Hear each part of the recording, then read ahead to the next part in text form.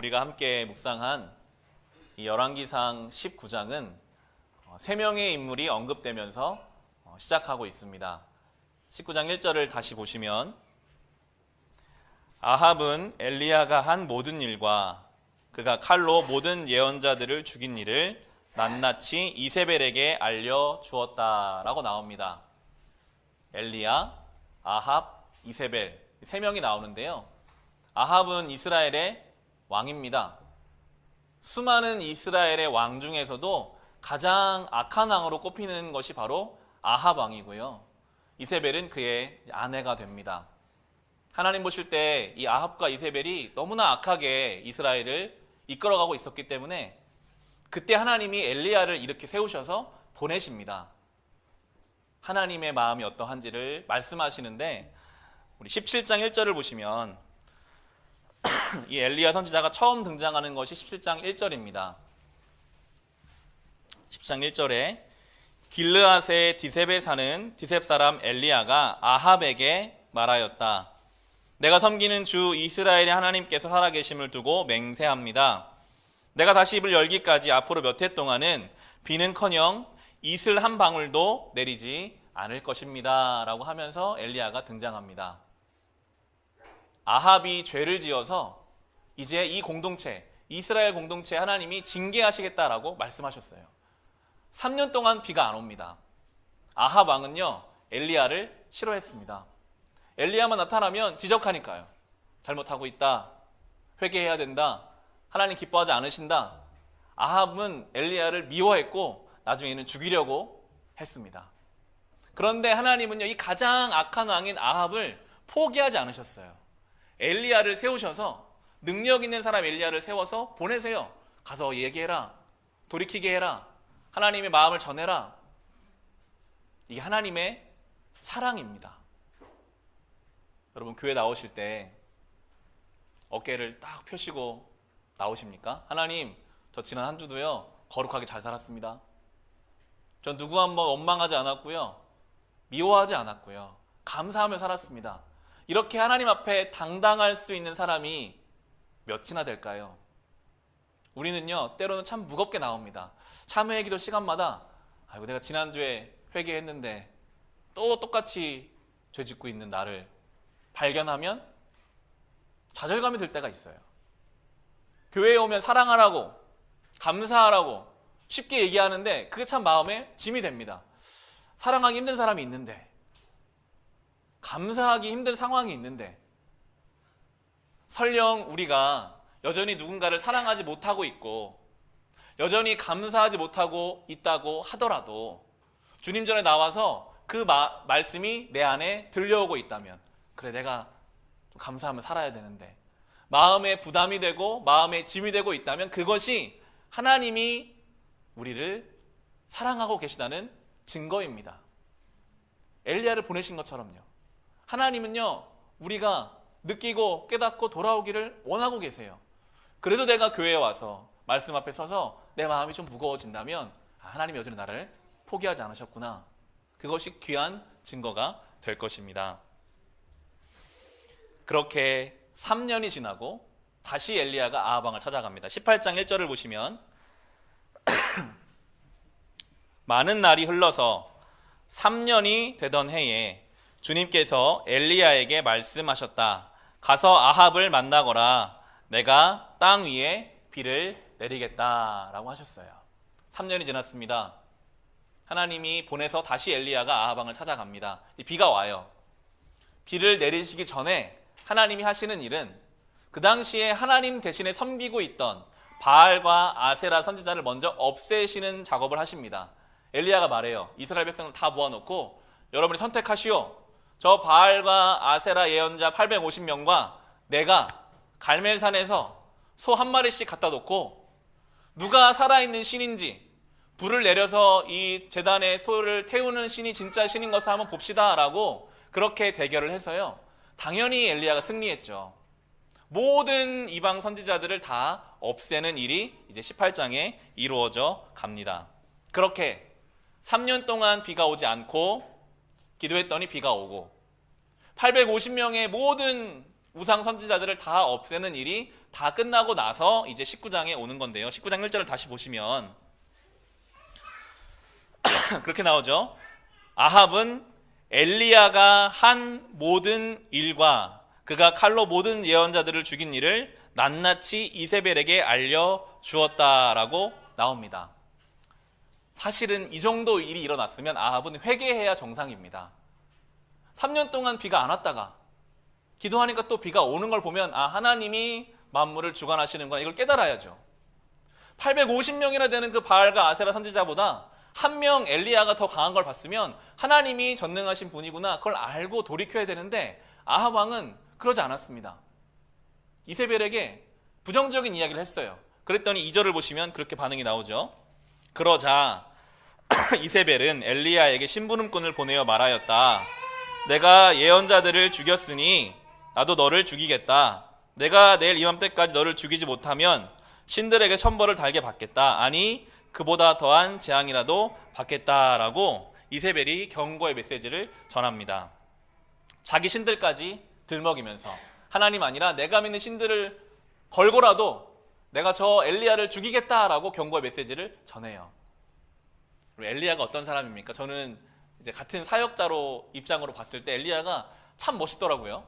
그 갈멜산에서 그 이방 선지자와의 대결을 좀 머릿속으로 많이 그려봤어요. 굉장히 멋집니다. 먼저 하라고 해요. 자, 소 한 마리씩 갖다 놓고 당신들 먼저 하시오. 아무리 해도 불이 안 내리죠. 엘리야가 그걸 다 보고 나서 먼저 무너진 제단을 다시 쌓습니다. 이스라엘 백성들에게 보이기 원했어요. 하나님 앞에 무너진 예배단을 쌓아야 한다. 그리고 그 소에다가 물을 부어요. 지금 불이 와서 탈까 말까 하는데 막 물을 들이붓습니다.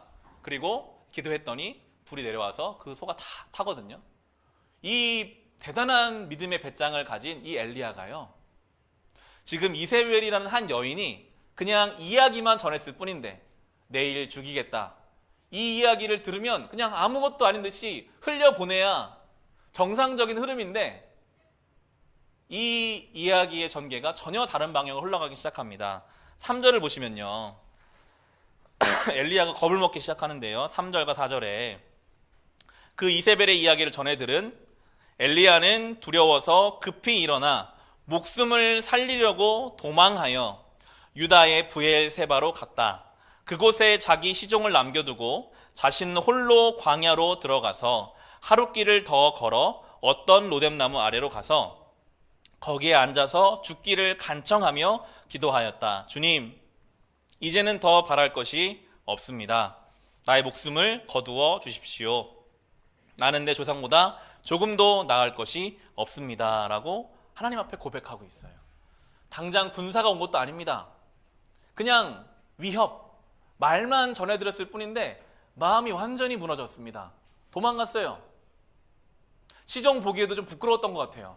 그 능력을 행하던 이 엘리야가 겁나 도망가니까 나중에는 시종도 그냥 두고 자기 혼자 광야로 들어갑니다. 우울함에 빠져 있습니다. 우울감에 빠지면요, 혼자 있고 싶거든요. 하나님 앞에 하는 기도가 하나님 저 죽여주십시오. 또 못하겠습니다. 이러한 고백을 지금 엘리야가 하고 있습니다. 이 열왕기를 묵상하다 보면요, 성경이 우리에게 주는 메시지가 있습니다. 인간의 연약함입니다. 엘리야가 대단한 사람 같잖아요. 사실 나중에 엘리야는요, 죽지 않고 하나님이 하늘로 데리고 올라가시는 정말 대단한 능력의 소유자거든요. 그런데 이 엘리야도요, 연약한 인간이었어요. 누가 위협하면 마음이 무너지는 사람. 열왕기를 우리가 이번 주 열왕기 하를 쭉 읽거든요. 열왕기는 결국 다윗으로부터 시작되는 하나님의 축복을 받은 사람들이 왕이 돼서 쭉 이스라엘을 통치해 가는데, 한번 우리 사무엘하 7장을 보실까요? 하나님이 다윗에게 엄청나게 큰 복을 주셨거든요. 사무엘하 7장을 보시면 사무엘하 7장 11절입니다.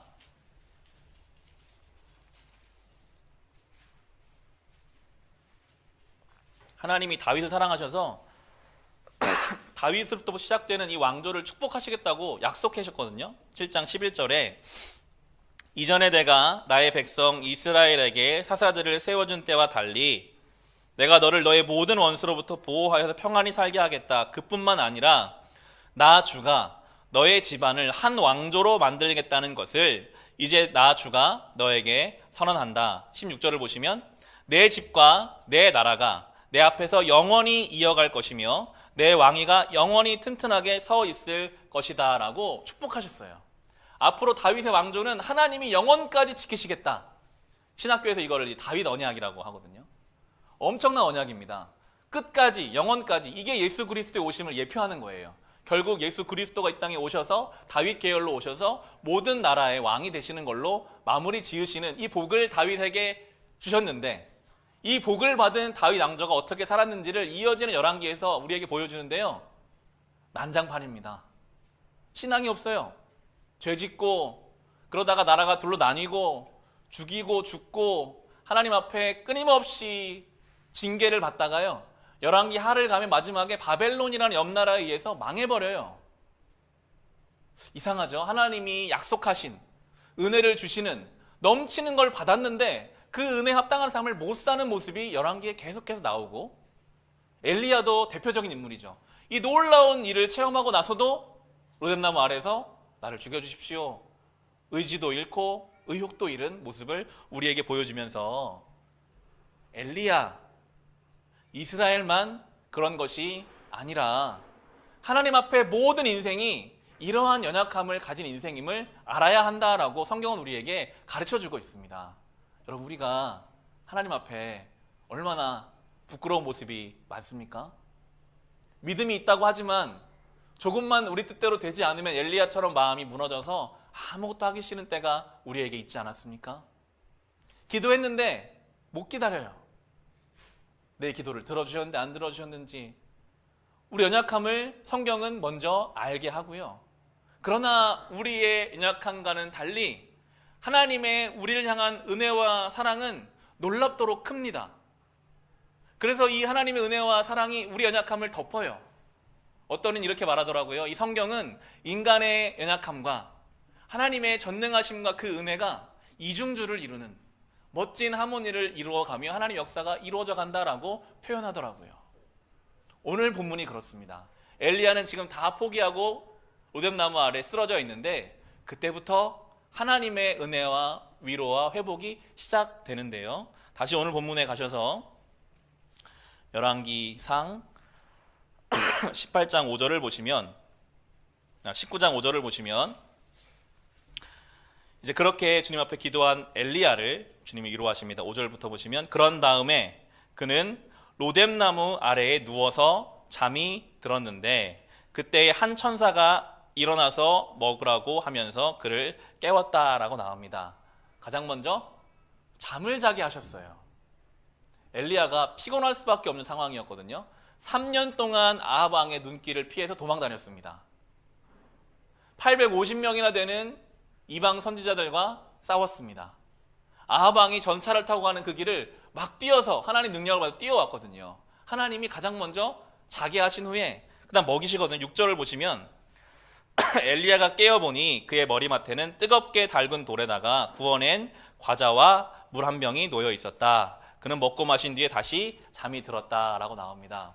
자고 일어나 보니까요, 하나님이 천사를 통해 구워주신 과자가 머리맡에 있고 물 한 병이 있는 거예요. 어떤 맛일까 좀 궁금하더라고요. 하나님이 사랑하는 자를 위해 구워주신 그 과자, 그 물 얼마나 달고 귀했을까. 먹고 나서 또 자래요. 또 잠이 듭니다. 그렇게 그에게 하나님이 휴식을 주십니다. 나무라지 않으세요. 엘리야야, 네가 선지자인데 어떻게 그렇게 할 수 있냐? 너에게 보여준 능력이 얼마나 많은데 그렇게 믿음이 없냐? 이런 한마디 말씀 안 하시고 지금 지쳐있는 엘리야를 먹이시고 재우셔서 위로하십니다. 그리고 나서 이어지는 본문 7절 8절을 보시면 주님의 천사가 두 번째 와서 그를 깨우면서 말하였다. 일어나서 먹어라. 갈 길이 아직도 많이 남았다. 엘리야는 일어나서 먹고 마셨다. 그 음식을 먹고 힘을 얻어서 밤낮 40일 동안을 걸어 하나님의 산인 호렙산에 도착하였다라고 나옵니다. 첫 번째 회복은 바로 육신의 회복이었습니다. 여러분, 이 육신도요, 하나님이 우리에게 주신 성전입니다. 우리 육신은 영혼과 연결되어 있어요. 육신의 건강함을 잘 지키는 것이 영혼의 건강을 회복하는 데 중요한 시작점이 됩니다. 그리고 나서 40일 동안을 걸어오게 하셨어요. 호렙산은 모세가 하나님 만난 곳이 호렙산이고요. 십계명을 받은 곳이 시내산, 호렙산 같은 산입니다. 하나님의 은혜의 장소로 40일 동안 엘리야를 걸어오게 하셨습니다. 여러분, 40일 동안 엘리야 걸으면서 어떤 생각을 했을까요?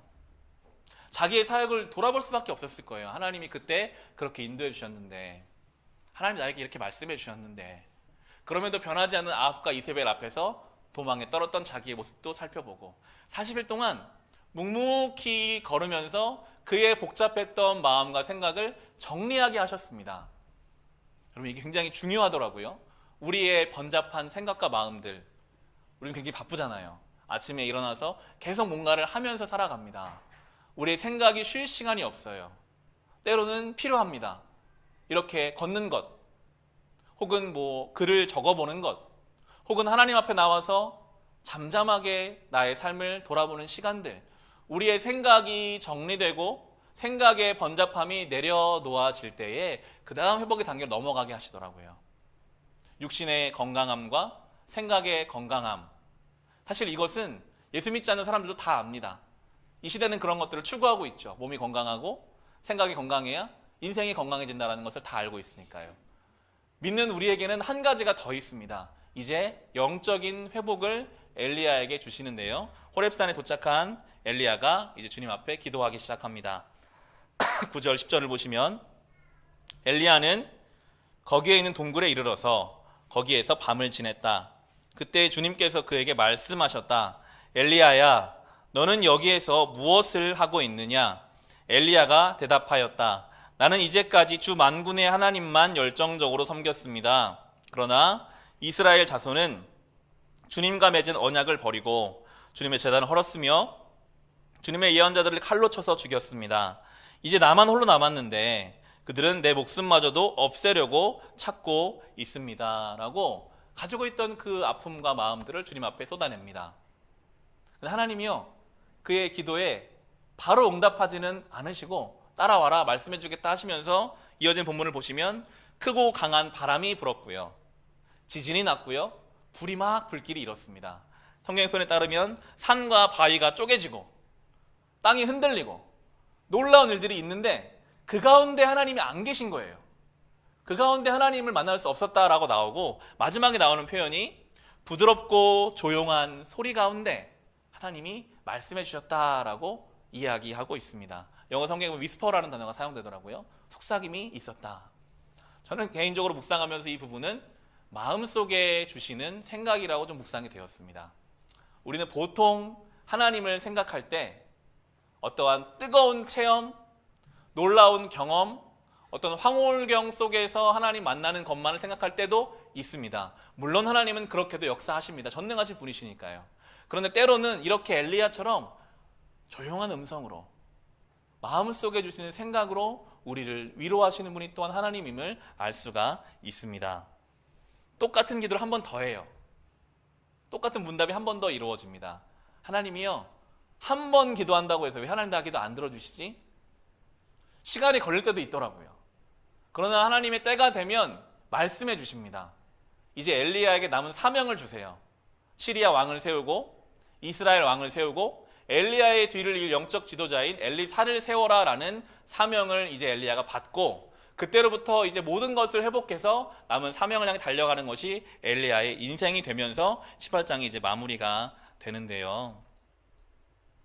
이 엘리야의 로뎀나무 아래서 기도부터 시작해서 이 호렙산에서 하나님 만나는 일까지 묵상해 가면서 생각해 볼 많은 일들이 있지만, 저는 그런 생각을 해보게 되었습니다. 엘리야가 왜 그렇게 심하게 불안해하고 우울해하고 좌절하고 낙심했을까? 엘리야의 마음에 하나님을 향한 서운함이 있었을 것 같아요. 여러분, 아합 왕에게 가서 하나님 말씀을 전하는 것은 목숨을 건 일이었습니다. 가서 3년 동안 비가 안 올 겁니다. 그 뒤로 아합 왕이요, 엘리야의 수배령을 온 나라에 내렸어요. 본문을 읽어보시면 엘리야를 잡아오면 엘리야를 잡자마자 죽일 마음을 가졌어요. 3년 동안 여러분 도망다녔습니다. 잠을 한번 제대로 잤을까요? 가뜩이나 기도한 것 때문에 비가 안 와요. 비가 안 오면 저 악한 왕의 땅을 안 오면 좋은데 엘리야가 사는 온 이스라엘도 비가 안 오니 같이 고생을 했습니다. 3년이 지나서 그렇게 목숨을 걸고 또 이방 선지자들과 싸워서 승리했는데, 그럼 왕이 좀 변해야 되는데, 왕이 좀 회심해야 되는데 오히려 자기를 죽이려고 하니까요. 그 마음에 낙심이 있었죠. 왜 하나님은 말씀대로 사는 나를, 내 인생을 돌봐주지 않으시나. 이게 이 시대를 사는 때로 우리의 삶과 비슷합니다. 우리가요, 하나님 말씀대로 살려고 애를 쓰고 몸부림을 쳐도 때로 아무 일이 일어나는 것 같지 않을 때가 있어요. 엘리야처럼요. 내가 그렇게 기도했는데, 내가 이 말씀대로 살려고 사랑하고 용서했는데 내 가족조차 안 변하는 거예요. 내 일상이 늘 똑같고 오히려 뒤처지는 것 같고, 하나님이 원망스럽게 느껴질 때도 우리에게 있을지도 모르겠습니다. 그런데 우리가 믿는 예수님이 그런 일을 당하셨거든요. 예수님 이 땅에 오셔서 죄 하나 짓지 않으시고 오직 하나님의 말씀대로 사셨는데 그 결과가 뭐였죠? 예수님을 제자들이 못 따라가니까 예수님 배신했어요. 예수님 십자가에서 못 박혀 죽으셨습니다. 우리가 볼 때는 왜 저런 일이 일어나지? 그런데 예수님은 십자가에서 죽으시고 끝나신 것이 아니라 죽으시고 부활하셔서 모든 영광을 받으셨습니다. 하나님은요, 공평하신 분이십니다. 하나님은 정의로우신 분이십니다. 이사야 말씀 하나 찾아볼까요? 이사야 28장 17절을 보시면, 우리 구약성경 이사야를 한번 보겠습니다. 이사야 28장 17절입니다. 우리 성경 994쪽에 있습니다. 이사야 28장 17절에 하나님이 얼마나 공평하신지 스스로 말씀하시는 내용이 나와요. 내가 공평으로 줄자를 삼고 공의로 저울을 삼을 것이니 거짓말로 위기를 모면한 사람은 우박이 휩쓸어가고 속임수로 몸을 감춘 사람은 물에 떠내려 갈 것이다 라고 나옵니다. 하나님이요, 공평으로 줄자를 삼으신대요. 공의로 저울을 삼으신다고 합니다. 세상 사람들은 공평하지 못할 수 있어도 하나님은 공정하십니다. 그게 어쩌면 우리가 이 땅에서 다 못 볼 수도 있어요.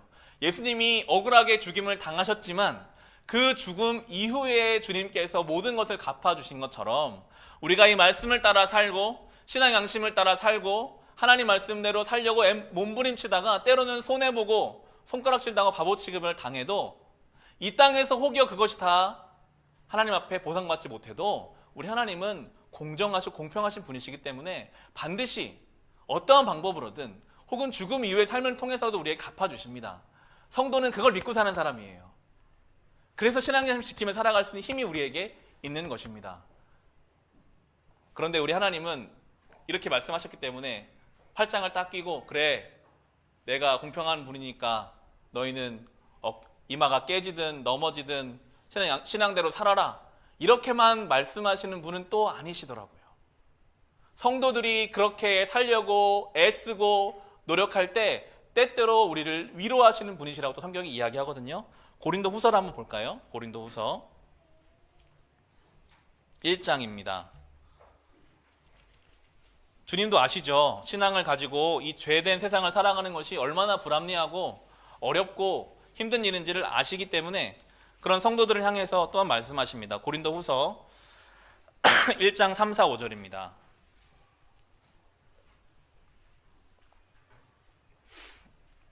고린도후서 1장 3, 4, 5절에 우리 주 예수 그리스도의 아버지이신 하나님을 찬양합시다. 그는 자비로우신 아버지시요 온갖 위로를 주시는 하나님이시요 온갖 환난 가운데에서 우리를 위로하여 주시는 분이십니다. 따라서 우리가 하나님께 받는 그 위로로 우리도 온갖 환난을 당하는 사람들을 위로할 수 있습니다. 그리스도의 고난이 우리에게 넘치는 것과 같이 그리스도로 말미암아 우리의 위로도 또한 넘칩니다 라고 이야기합니다. 하나님이요, 우리를 위로하십니다.